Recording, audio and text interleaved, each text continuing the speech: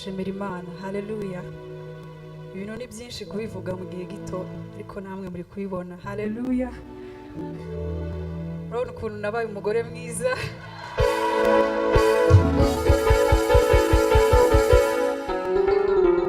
Haleluya. Wagira ngo simenyere guhagarara hano hantu. Turashimira Imana yaduteguriye ubukwe bwiza. Unezerewe vuga ngo amen.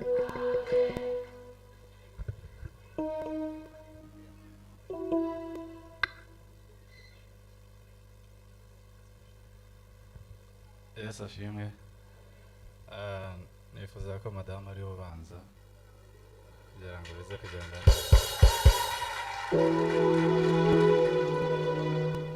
Haleluya. Ndabasuhuje mu izina rya Yesu. Turanezerewe cyane biteye ubwoba kuba hano hantu. Nari mbakumbuye mwese. Mwumve ko mbahobereye cyane. Niba wicaranye n'umuntu musuhurize, mbere ngo Yesu aragusuhuza, yaragukumbuye cyane. Haleluya. Tukiri muri uwo mwuka, ndashaka gushimira Imana. Haleluya. Ibintu ni byinshi kubivuga mu gihe gito, ariko namwe muri kubibona. Haleluya. Urabona ukuntu nabaye umugore mwiza.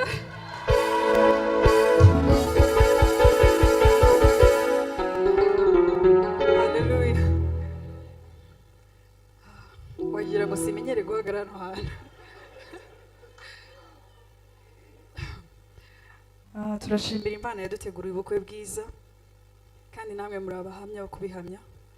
Mwari muhari, mwaradusengeye, mwatanze inkunga zanyu, umwanya wanyu n'inama zanyu, twarababonye mu buryo bwose bushoboka. Tubanje gushimira Imana ko ariyo yabanye natwe.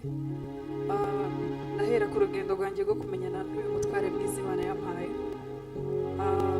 kugeza ubwo twageze aho tubana kuri uriya munsi, ikabishyiraho akadomo, ikabyemeza. Haleluya. Nyuma yaho ndongera gushimira itorero ryanje Guérison des âmes. Imana ibaha umugisha. Kuva ku muntu mukuru uri hano kugeza ku mutoya n'abana bo muri Sunday school, nabo ndabashimira. Nabonye urukundo rudasanzwe. Haleluya. Nabonye urukundo rudasanzwe, nabonye ubuvandimwe, nabonye inshuti, nabonye nukuri iyo umuntu ari gutegura ibirori cyangwa se igikorwa runaka, uba ukeneye abantu mu buryo bwose bushoboka. Akarusho ngenda babona ku rwego ndavugaga nti birandenze. Mbona inama zitandukanye, mbona amasengesho, abantu bakambwira turi kugusengera, ibintu bizagenda neza, reka kugira ubwoba. Rero mwumve ko umutima wanjye wanezerewe kubona imbaraga zingana gutya, abantu bose bahagurukira kudufata amaboko. Haleluya. Ni ibintu ntashobora gufata nk'ibisanzwe. Mwumve ko nanezerewe cyane. Nihuse ndashaka no gushimira umuryango wanjye. Ndashimira Apotre na mama Apotre ndetse n'abavandimwe banjye. Imana ibaha umugisha. Mwarakoze cyane kuturera neza. Ndabashimira mu buryo bw'umwuka mwaturezemo, kuba yaragize icyo mbonamo n'uburere bwiza dukura hano hantu. Ndanabashimira no mu buryo bw'umubiri ko nibo ababyeyi. Imana ibaha umugisha kundera mukankuza kugeza ubwo navuyemo uyu muntu. Haleluya. Ko ndavuga nkaho maze igihe, ariko ni kinini, maze ibyumweru 3. Urumva ko ari ikintu gikomeye. Ndishimira ababyeyi banjye, ndanashimira abavandimwe banjye kuva kuri Héritier, Grace, Egide, Siana, Joshua. Mwese Imana ibaha umugisha. Mwambire abavandimwe beza, mukamfata amaboko ndi gutegura ubukwe. Imana ibaha umugisha. Ndashimira inshuti zanjye zose ziri hano. Mwarakoze, mwumve ko mbashimiye cyane.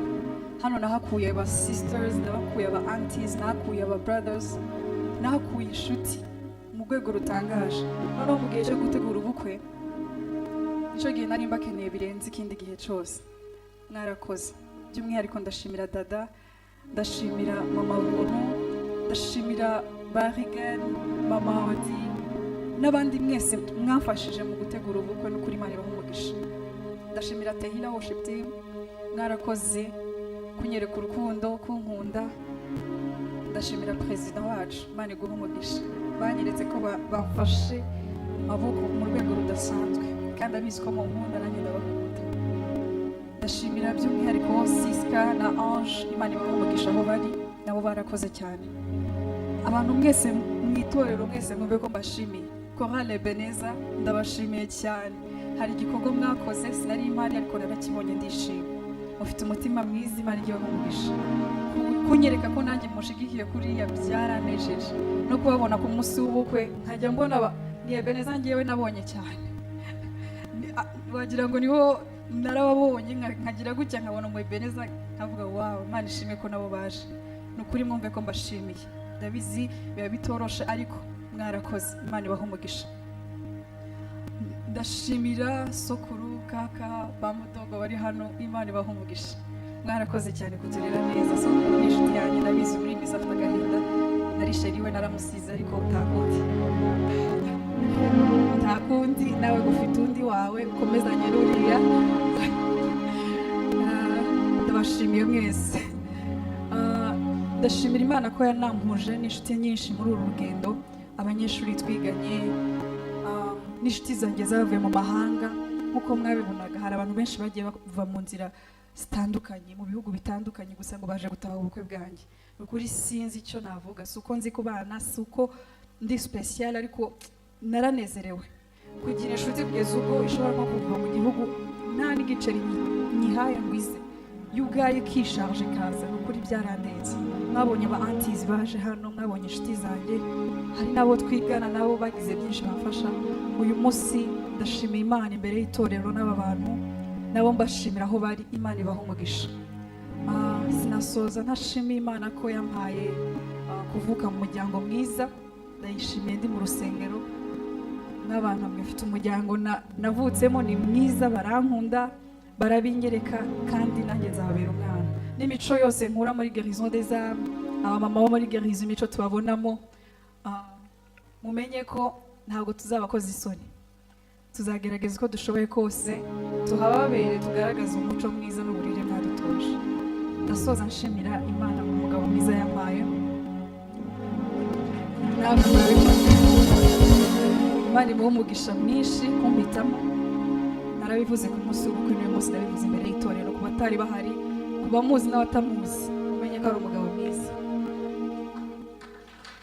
Mugize amahirwe yo kumwegera muzagenda mubibona.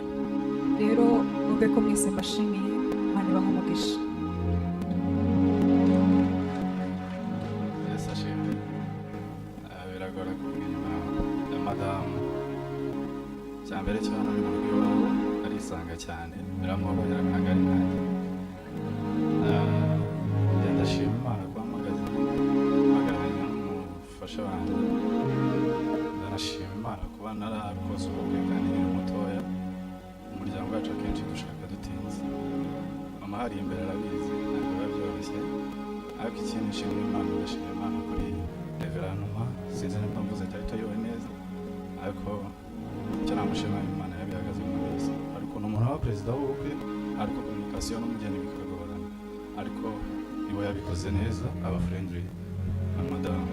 Ikindi ndashimira Imana, umuryango navutsemo ni mwiza kandi mu by'ukuri ni mwiza pe. Nabonyemo ibintu byinshi, ariko nimba ari ikintu cyiza kibaho, undi musore aranga mbona bashizeyo, ariko hasigaye umwe, ariko nta kintu cyiza no kukurikira muri uyu muryango. Ni abantu bagushyigikira mu buryo bw'amasengesho, naho waba uri hose ukabona biri gukora ibintu byo gushima. Ikindi ndashimira Imana ku itorero. Mu by'ukuri aha duhagaze akenshi iyo umuntu ajya gushima hano ajya yibanda ku muryango cyane, ariko ubundi mu by'ukuri ni itorero, kuko niyo mpamvu tuzi imbere y'itorero. Umuryango ufite aho ushimirwa, ariko mu by'ukuri impamvu ushimira itorero cyane ni uburyo mwamurezemo neza. Ngenda byibuka tugihura tumaranye iminsi n'amezi nk'atanu, ni ubuhamya butoya. Byari byose hano hashobora kuba ari injeniyeri wanjye niwe wabizi situwasiyo. Ikintu nshimira Imana ni uburyo mwarememo kwizera kuri uyu mukobwa bitandukanye n'ibyo mubona hano. Umubiri wo mw'imbere afite mufite kwizera guteye ubwoba. Rimwe nari ngiye gutangira proje nta bushobozi bufatika mfite, ndamubimubwira kuko njya kenshi n'umuhungu wese yaza umuntu bazabana arabibona akibura nawe. Ubwo njye nari namaze kubitahura, umukobwa wenda atarabyumva. Muganiriza proje iremereye kandi idahura n'ubushobozi, arabyumva ariko byumva undi muntu wese nk'uko yagushyigikira. Abandi bose baragendaga banshyigikira, ahubwo ikirenze kuri icyo nicyo yakoze nyuma yaho. Arampamagara arambwira ngo arashaka ko duhura, turahura. Arambwira ngo hari ahantu ashaka kutujyana, turagenda tugera ahantu hari iyo proje. Igitangaza yakoze, twarahageze mbona afashe Bibiliya. Arangije ubushize ntabonye amagambo yavuze arimo aranyambika impeta. Akenshi buriya biranigiye abibwira bakubwira imbere yasomye muri Yobu 8:7 itangiriro ryawe ari ritoya birakomeza. Ariko icyo nshatse kuvuga yarambwiye ngo nkore mu mufuka muremo icyo mfite. Amahirwe nafite amadolari 100 nyakuramo. Yarambwiye nyine mu buryo bwa finance, nawe yari afite 5,000. Arasengera guhera icyo gihe arambwira ngo ibyo ugiye gutangira ntibizigera bihagarara kandi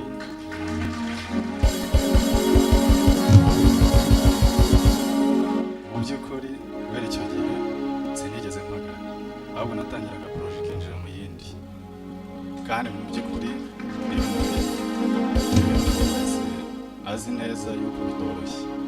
Ikindi ibyo bintu kumubona muhagaze hano gutya si ikiguzi watanga ngo bikunde ubona umugore mwiza nk'uyu. Ntabwo ari ibintu buri muntu wese yabona. Ari ubushobozi ntabwo twakabaye tubona ngo zisenya zifite ubushobozi. Ariko mu by'ukuri nk'uko nkunda kubivuga, Imana yangiriye neza ibijyanye n'ubuzima bwanjye, none igiye kubikora nzanira umwana w'umukobwa. Mu by'ukuri ni ibintu nashima Imana. Ndabashimira rero ko uburere bwiza mumuhaye. Njye ntabwo ndi kujya muri detaye mubwira uyu n'uyu gusa ibyo mwakoze byose Imana ibahe umugisha. Nasoza nshimira ababyeyi banjye nanjye ntako batagize mu kugira ngo ibintu byanjye bigende neza, abe mu gukura kwanjye no kumwambagaza namwe nuko tutari kumwe, ariko mu by'ukuri ndabishimira Imana. Murakoze cyane, Imana ibahe umugisha.